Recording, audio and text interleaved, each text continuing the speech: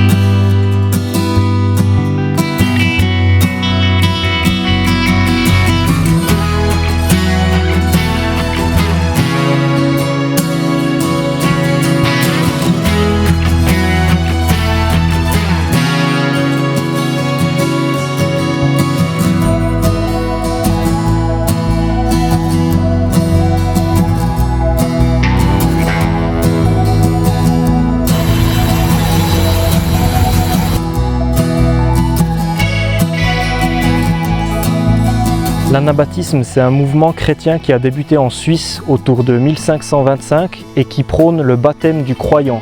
Donc de ne pas baptiser les enfants dès leur naissance, mais de leur laisser le choix plus tard, de manière volontaire, de le faire. Ils n'acceptaient pas de prêter serment à qui que ce soit, prônaient la non-violence et le refus de porter les armes, s'abstenaient de l'usage de la force envers les êtres humains, par amour de leur prochain. Oh, mais c'est mignon, mais c'est mignon!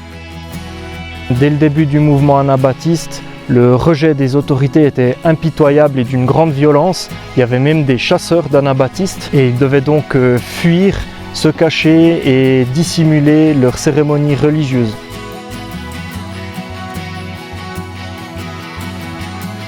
Le pont des anabaptistes n'est pas seulement particulier en raison de sa longue histoire religieuse, il l'est également pour ses inscriptions mystérieuses inscrites sur la roche à l'endroit où se rencontraient les anabaptistes.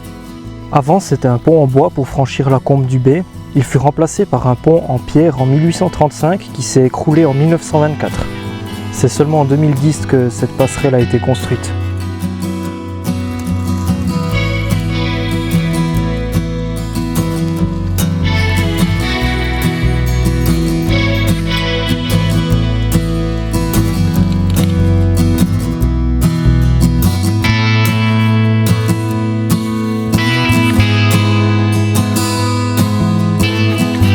Le creux de glace était exploité par les anabaptistes qui extrayaient le minerai de fer, puis il fut utilisé par les métayers de la région qui stockaient beurre, fromage et viande. Il est possible de descendre au fond de ce gouffre, c'est ce que j'avais plus ou moins prévu, mais suite aux conditions météo, les intempéries et tout, c'est mieux de ne pas y aller, il y a trop de risques d'éboulement.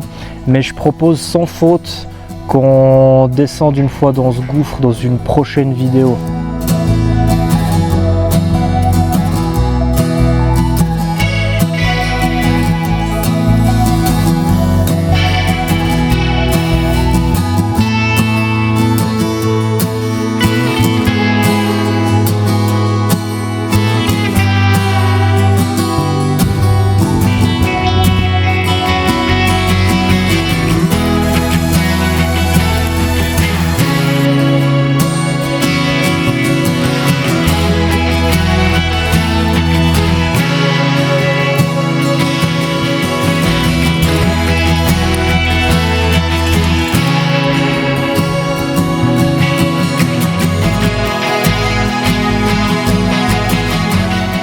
Durant la journée, la chapelle des Chèvres devait être un simple auvent naturel.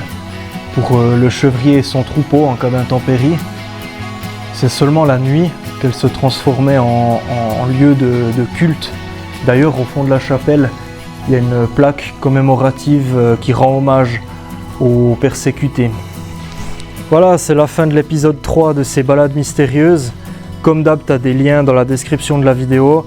Si tu veux le fichier GPX pour faire le même parcours que moi, je peux te l'envoyer sans problème. On se voit dans une prochaine vidéo. Ciao!